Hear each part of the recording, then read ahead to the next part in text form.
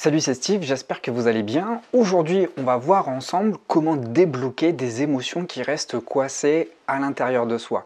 Peut-être que dans votre quotidien, vous observez un certain trop-plein. Un certain trop-plein qui s'accumule au fil des jours, au fil des semaines, au fil des mois par rapport à une situation qui a pu provoquer un déséquilibre et donc un mal-être qui se cristallise et dont vous n'arrivez pas à vous débarrasser. Alors restez jusqu'au bout de cette vidéo parce que actuellement je suis vraiment en train de travailler sur le déblocage émotionnel, comment faire ressortir les émotions, comment les faire revenir à la surface, et je vous avoue c'est pas forcément quelque chose qui est facile à débloquer. La raison, c'est votre ego, c'est votre mental. Votre ego, il va être en lutte permanente contre vous pour vous éviter en fait de vous confronter à la nouveauté. Pourquoi? Parce que la nouveauté, pour votre ego, est toujours synonyme de sortie de zone de confort. Or, votre ego, lui, tout ce qu'il veut, c'est rester dans son cocon, c'est rester dans cette zone connue, c'est ne pas s'exposer à des risques. De fait, qu'est-ce qui va survenir lorsque vous allez vous exposer à la nouveauté? Il va y avoir de la crainte, il va y avoir de la peur, il va y avoir beaucoup d'appréhension. Et votre ego, lui, tout ce qu'il veut, c'est conserver cette petite routine, ce petit équilibre pour éviter de vous mettre en danger. Pourquoi? Parce qu'il veut éviter de souffrir. Et pour votre ego, tout ce qui est ressenti émotionnel, tout ce qui est nouvelles émotions est synonyme d'inconnu et donc de danger.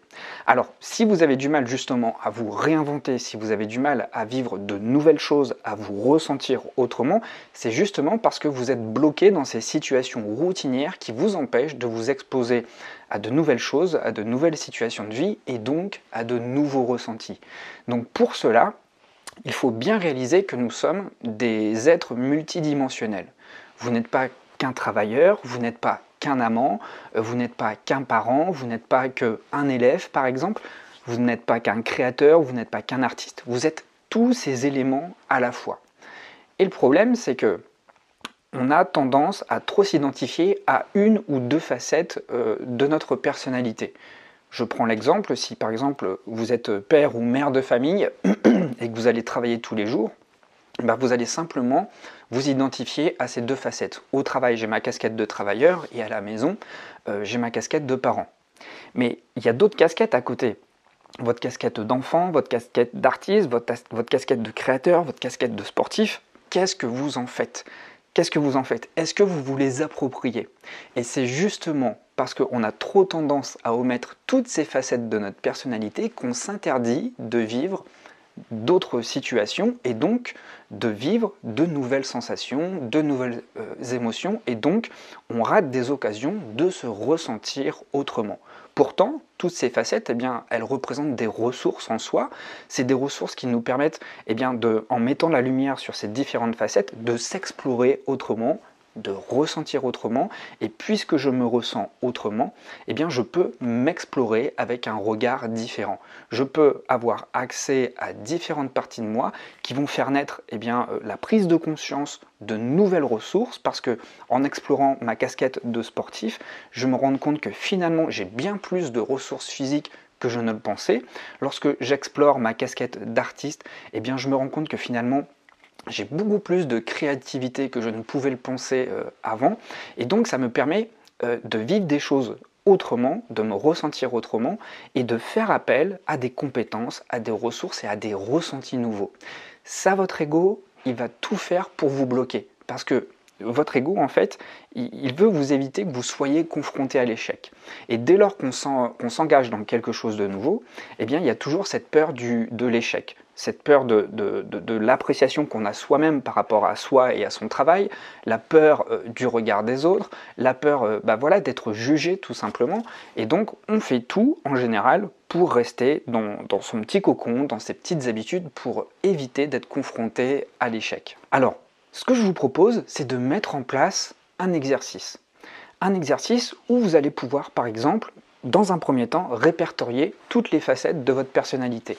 Alors, je vous donne quelques-unes des facettes. Vous pouvez mettre sur pause, prendre un papier et un stylo, et une fois que c'est fait, vous pouvez par exemple noter la facette élève. Vous mettez deux petits points, puis on va mettre un petit espace à côté. En dessous, vous pouvez mettre la facette enseignant. Ensuite, la facette séducteur, la facette amant, la facette parent, la facette artiste. Et donc en face de chacune de ces facettes, vous pouvez vous mettre un défi. Si on prend l'exemple de la facette séducteur, eh bien vous pouvez tout simplement mettre votre plus belle chemise, vous faire la plus belle coiffure ou mettre votre plus belle robe et vous faire un super maquillage. Et puis vous exercer dans la journée, sans être dans le rentre-dedans, mais juste être dans ce rôle de la personne qui va séduire. Alors ce que je vous dis ne consiste pas du tout à aller séduire de manière lourdingue, pas du tout, mais simplement de jouir de cette nouvelle capacité d'apparaître sous un nouveau regard en société et de vous balader dans la rue avec votre belle chemise, votre belle coiffure, votre belle robe, votre beau maquillage, pour accrocher le regard des autres, pour par exemple offrir des sourires. Et bien ce que vous allez faire là, si évidemment vous n'avez pas l'habitude de faire, c'est de vous confronter à un nouveau regard des autres, mais aussi un nouveau ressenti intérieur. Parce que vous allez évidemment vous percevoir autrement lorsque vous allez vous regarder dans le miroir. Et ça va être encore plus intense lorsque vous allez vous balader dans la rue ou lorsque vous allez aller dans une soirée. Ça va vraiment vous aider à percevoir de nouvelles ressources en vous, de nouvelles émotions, de nouveaux ressentis, et donc ça va vous permettre de débloquer pas mal d'émotions qui peuvent être enfouies, notamment la notion de peur. La notion de peur intervient très souvent, c'est un petit peu la mère de toutes les autres émotions, c'est celle qui donne lieu à la colère parce qu'on est frustré à cause de nos peurs, c'est celle qui donne lieu à la tristesse parce qu'on s'empêche de vivre certaines émotions, et donc être confronté à ces situations exotiques va faire remonter des sensations et c'est en s'exposant à ces nouvelles situations que vous allez peu à peu vous familiariser progressivement à ces nouveaux ressentis, à ces nouvelles émotions. C'est aussi simple que cela. Vous savez, c'est pas en restant dans une compréhension intellectuelle de vos émotions, c'est bien, c'est le premier pas, savoir les identifier, savoir les reconnaître, mais c'est pas suffisant pour pouvoir les faire circuler. Je vous en ai parlé dans la dernière vidéo que j'ai tournée sur la plage, l'essentiel c'est la mise en mouvement. Tant que vous restez simplement dans la compréhension abstraite, dans la compréhension intellectuelle de vos émotions, celles-ci restent dans votre corps. Ça veut dire qu'elles ne se débloquent pas, elles restent cristallisées.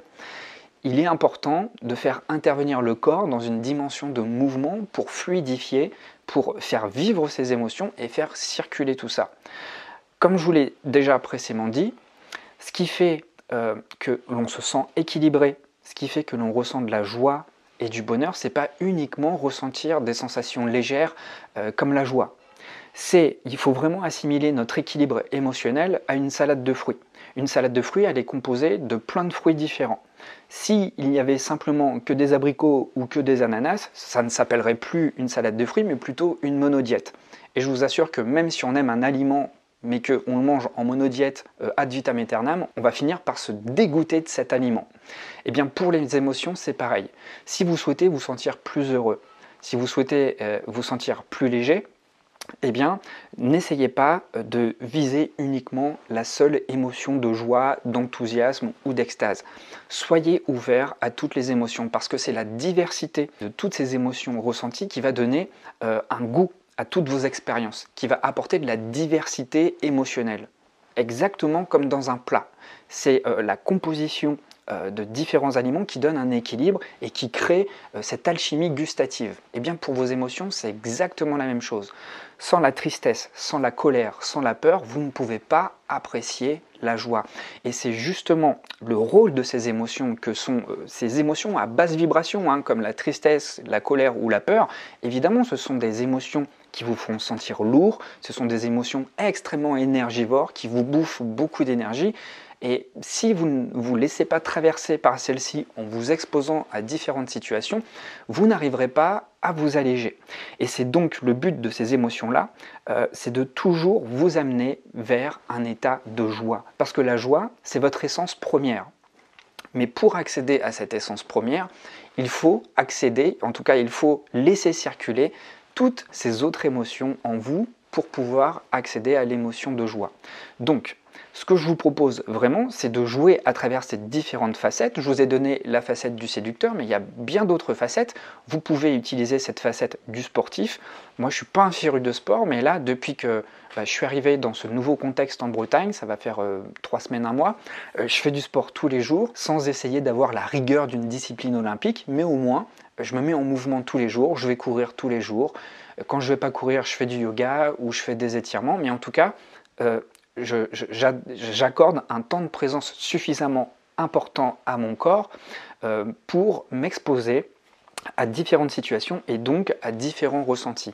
Et ça a un réel impact positif sur mon quotidien parce que si je ne bougeais pas et que j'étais simplement juste dans le constat des émotions qui me traversent, ces émotions resteraient là. Elles resteraient non seulement là, mais en plus elles s'accumuleraient jusqu'à temps où arrive un trop-plein. Et ça, c'est ce qu'on veut éviter. Parce que dès lors qu'il y a un trop-plein, c'est plus nous qui maîtrisons les émotions, ce sont les émotions qui débordent et donc ce sont elles qui nous contrôlent. On n'est plus maître du tout de la situation. Et ça, c'est vraiment la bête noire de votre ego. Parce qu'en vous exposant à des situations exotiques, des situations nouvelles, votre ego, lui, il a simplement peur que vous perdiez le contrôle. Mais ça, c'est une fausse croyance. Votre ego, lui, il veut que vous contrôliez les situations. Or, vous n'atteindrez l'état d'équilibre que si vous n'êtes non pas dans le contrôle, mais dans la maîtrise. Et pour être dans la maîtrise, il faut s'exposer à des situations différentes. Donc, exposez-vous à des choses qui vous font envie, qui vous font appel, mais pour lesquelles vous ne vous accordez pas suffisamment l'habitude d'y être exposé.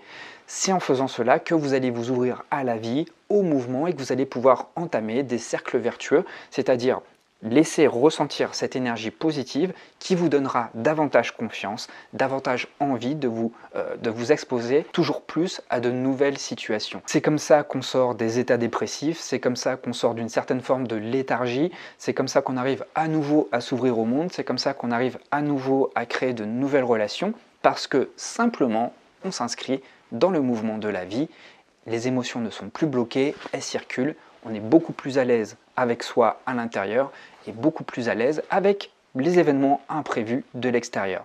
Pourquoi? Parce que simplement on prend l'habitude d'être à l'aise dans la diversité et dans la nouveauté. C'est tout ce que je vous souhaite, c'est de vous exposer à la nouveauté. Alors le challenge est ouvert, maintenant je vous invite à m'indiquer dans les commentaires le défi que vous allez vous donner, la facette que vous allez ou les facettes que vous allez décider d'investir en vous exposant à de nouvelles situations. Je serais très curieux de savoir quels sont vos défis et à quoi vous allez vous exposer. Si vous souhaitez aller plus loin et vous former, j'ai mis à disposition une formation gratuite. Cette formation, c'est la méthode des hypersensibles pour surfer sur un monde agité. Elle va justement vous épauler, si vous êtes encore réticent, à apprivoiser ces émotions intenses, apprendre à mieux cohabiter et à retrouver un état d'équilibre. Voilà, c'était tout pour aujourd'hui. N'oubliez pas de vous abonner si ce n'est toujours pas fait. Et donc, la formation est disponible en cliquant sur le premier lien sous la vidéo. Je vous dis à très vite, prenez bien soin de vous et surtout, n'ayez pas peur de vous exposer à la nouveauté parce que c'est là que vous allez trouver vos vraies ressources.